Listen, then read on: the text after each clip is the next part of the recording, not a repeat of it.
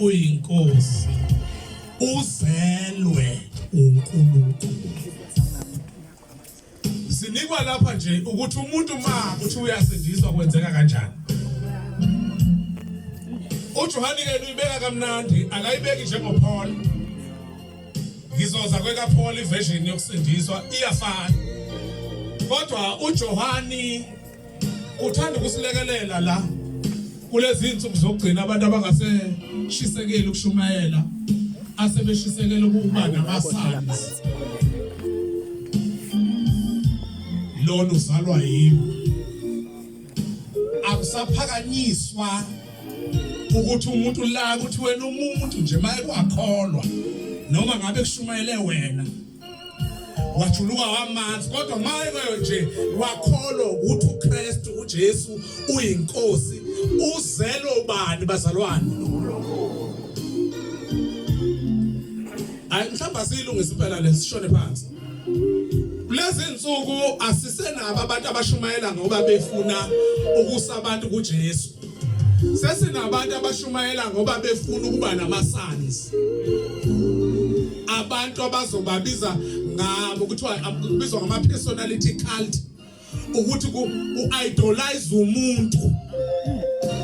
Into elahibandla kulezi insuku uidolizwa kwabantu kwashiwa loku yena ozela abantu.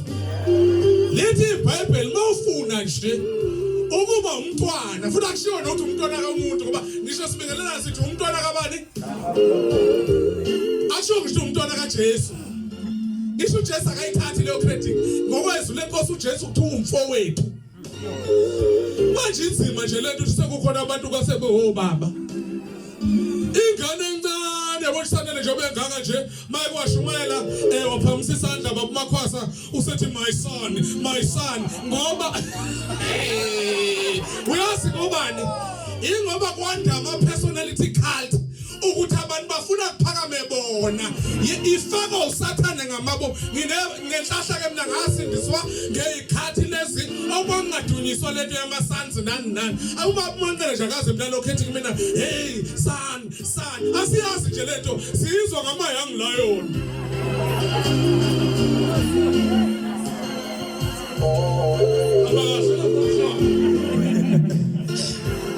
Muntu nje mayeke wavuma akavuma isonto akavuma umuntu uvuma ukuthi uJesu Kristu yini uyinkosi finish and clear. uNkulunkulu uqalile iprocess yokuzala abantwana bakhe.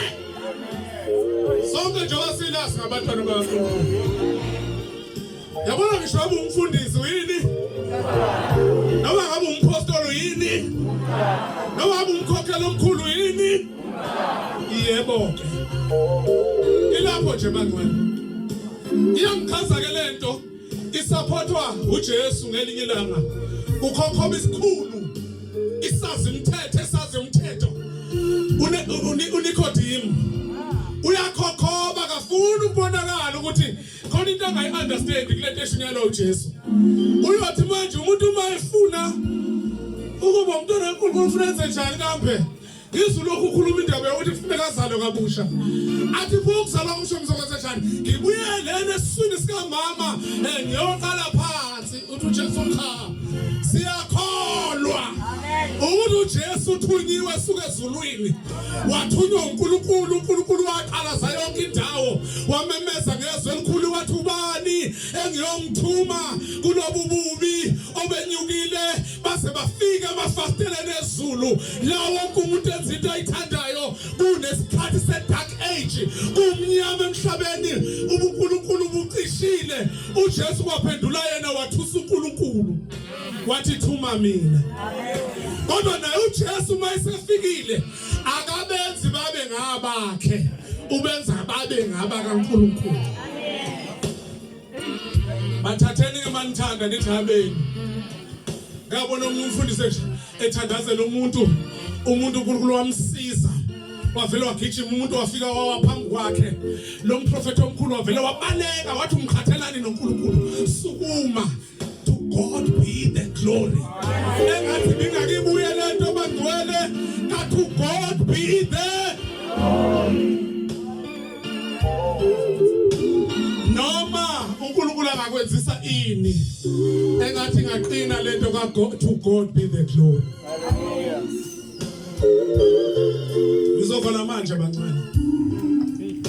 Ngiyakusiza nje mina uzoshesha ufe. Uma kwazama ukuthatha indawo kaNkulunkulu. Yeke lento yokugqoka icathulo ecijile emsenicabanga senomuntu. Abesifazane ke bavumbuke kakhulu kulezi insuku ngibona abashumayela. Bona ke baqhoshana ngehamba phezulu nabo bafuna uba uNkulunkulu. Cha sishumela ivangeli nje sehle. Lithi iBhayibheli uJesu wayithobisa kwaze kwaba. Wesiphamba. Iliphi leli ivangeli elihamba lezi insuku? Labantu abaphakeme kangaka. Kuphi lo Jesu oshunyayelwayo? Uma nabangazalwa ngahlobo nje. Abantu baseqala nje bevula umlomo uzwe ukuthi akaze kazalwe nolutho. Anibona amanyala nencithakalo endaweni engcwele. Nazi ukuthi uJesu usenza njani. Shumela kahle kuya kocorona kuya yonke indawo. Umhlaba kuyabonakala ukuthi uyagoqwa. Wonke umuntu ongenayo useyamotivate cha nangu uJesu. Sahlabelela ngezikhathi zethu zinangu uJesu. Nangu uJesu. Nangu uJesu.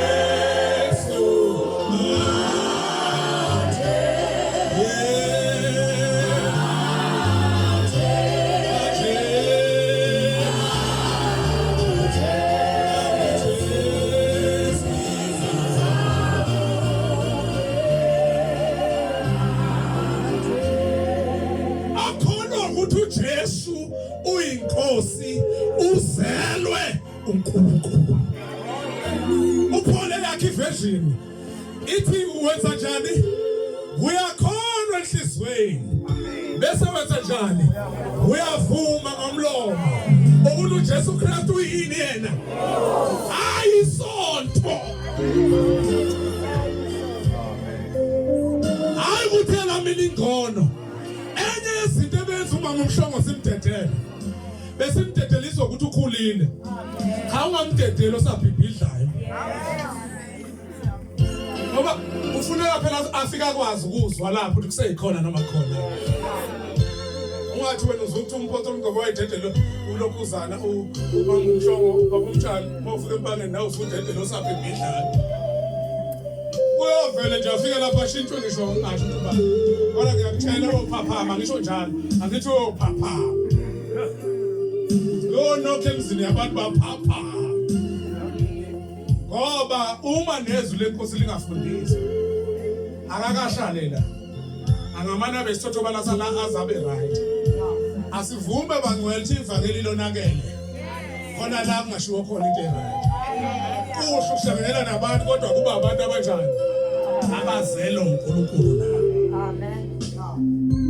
Masibuyele sifake isiphandla. Usuthi siyakubambezela. Ngokubuthi wena ufuna ukuba yonke indawo. Mama uMhlongo sithanga ngaya yonke indawo ngoba into yakhe nje solid. Into yakhe nje iqinile. Siyazi ngisho ngaya lapho kuzobuya. Futhi asikusho lokho ukuthi ube yonke indawo kodwa engaliba. Bakhona ogcala uzini. Awothi ngisheshona kuthola ukuthi besanda kufika nalapha bakamazi. Kodwa uneminyaka ewu70. Hambe shintsha nje sasazi uyozafika. Wena lo moya loyo. Angani noma kuthiwa ufebe nebazeli lo moya. Uqhoma lapha kuleli sonto uphinde uqhome. Uphinde uqhome kuleli. Awukwazi usumdala uhamba ushintsha nje wena usuhamba ungena sekwazi kwasho 70 years uhamba ungena nje awuhlali nakhona lapho ngoba utshelwa nala usuka khona nala uyakhona ngeke utshelwe mina ngiyakuchazela lo moya ukhiphe ngalo yiwo ozokhipha nangalo ngoba uzophakama lo moya wakho. Yabona ukuba isenqamgwaqo esehla senyuka uzophakama lo moya wakho. Ubathanda ngoba bakakwazi. Yekani futhi lento yenu uthi umuntu mayefika. Senta akeke sasosibingelelani. Abangeneliso ngisho kwelakhe isonto. Sebambe imicrophone kunina la. Ade yokhanda. Abaleke khona uyathi bahamba ngomoya bazombona kade ekhanda. Sebefika nina ngena moya ke sezodumisela niyakhanda.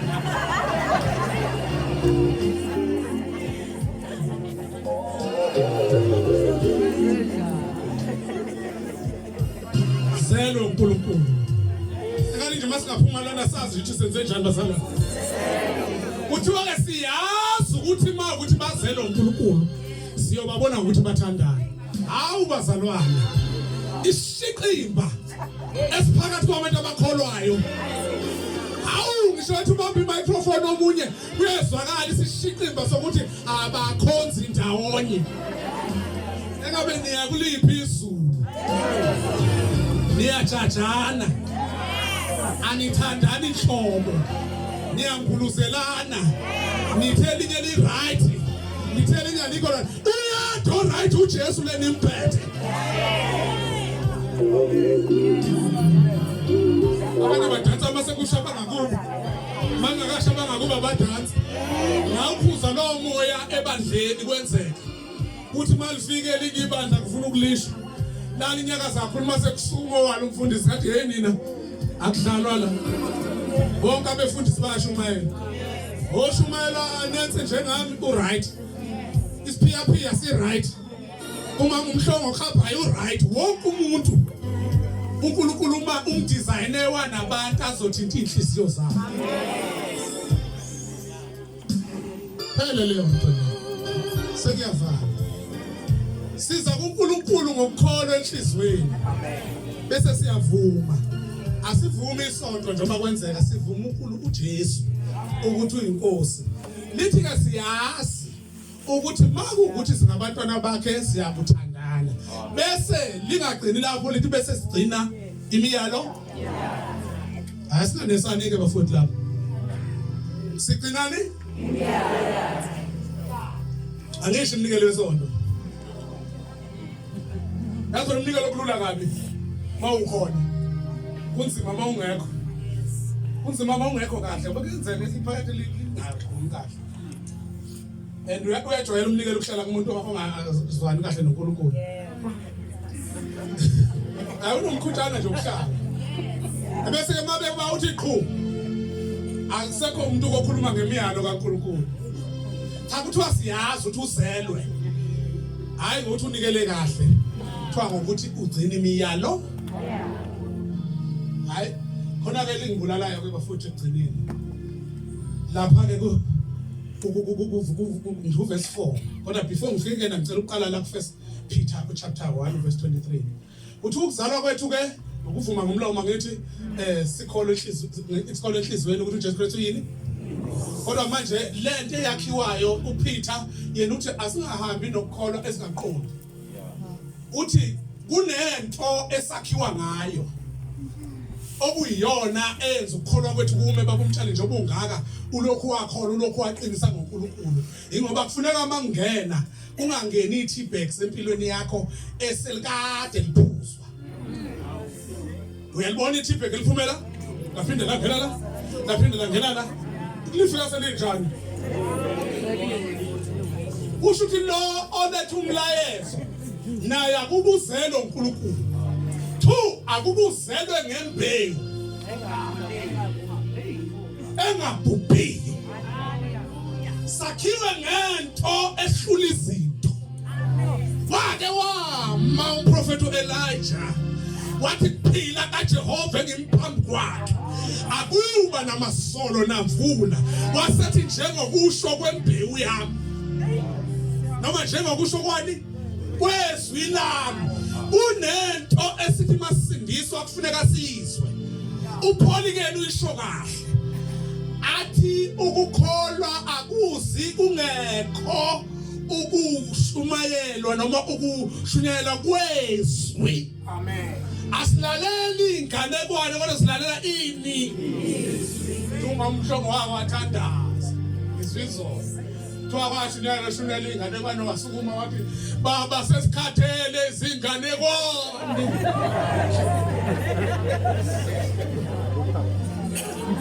Akuzukholwa lingashunyayelwanga izwi noshumayelayo funa kube hoselwe ngembewu engabhubhi ukuze naye athathe yona leyo mbewu engabhubhi ayifake nakwabanye abazozala. uJohane ke uvela ichaza kamnandi athi eqaleni wayekhona ubani? Athi uLizwi waye ubani? Athi uLizwi waye kubani? Awuzwanga ngithe eqaleni kwamkhona bani? uLizwi waye kubani? uLizwi waye kubani? Awukwazi uLizwi ungamemukelanga ukuthi bese uthi uzohambisa le ndaba. Ngoba inendlela zayo eyinzima eyidinga ukuthi kusukuma imbewu engabhubhi angivale. Uthi ke uLizwi ngasekugcineni lapha ku verse 4 uthi lokho okuselwe uNkulunkulu kwenzani? Sengiyavala. Akilithola ukuthi sizalwa uNkulunkulu ngokholo. Lokho ke kuphi? Lokho kuzelwe kuphi lokho kuzelwe? Yithi phela lapho. Kuthiwa ke thina saba nenhlahla yokuthola into abantu abangayifumananga. Into ehlula izinto. Into ehlula imimoya. Into ehlula abalumbi. Into ehlula abathakathi. Into ehlula into eyithunyiwe. Into ehlula imiphulelo. Into ehlula iqalekiso zomndeni. Izwi likaNkulunkulu sikhuluma kube kanye. Sithi noma ngabe sazalwa emzini yeyidakwa kodwa uLizwi usafikile owehlula iDNA yeyidakwa afake iDNA yasezulwini ngoba lento esayitholayo iyahlula izinto. Namhlanje ngimemezela leyo nto imbewu engabhubhiyo ehlula izinto emphongolwane.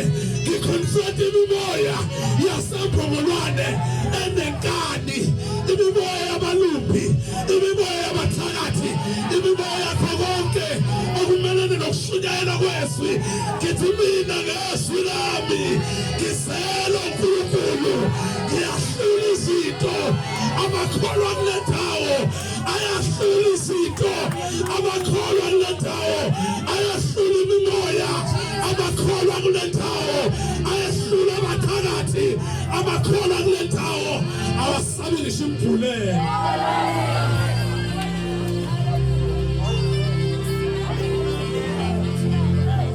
Sathola into ukumakhala sathola into kanti sahle into esehlula yehlula indoda yehlula osifazane yehlula umuntu omusha wayithola wahamba kelekeke kwahlatshela umuntu kelekeke insizwa iyahamba ithe kelekeke napho impilo bahambe bathi kelekeke ngoba umama uMhlongo beshumayela indaba yembewu engabuniyo. Nawe ungangithatha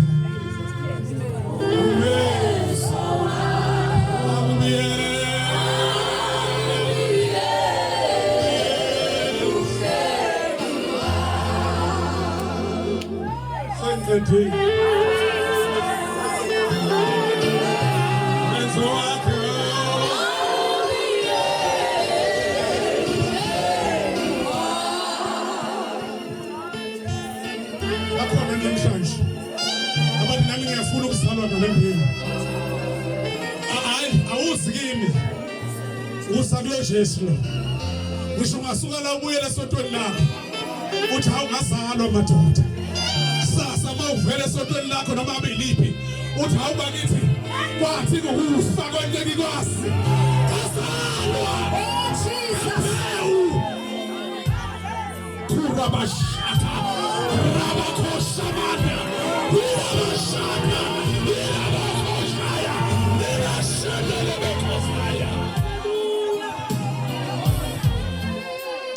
Ramakashana, Estabila Bashika, Rabashana, Rabahaya, Rabakoshaya, Rabashana, Yafigo, Yasakaya, Yafigo, Mhlongo, and Mhlongo,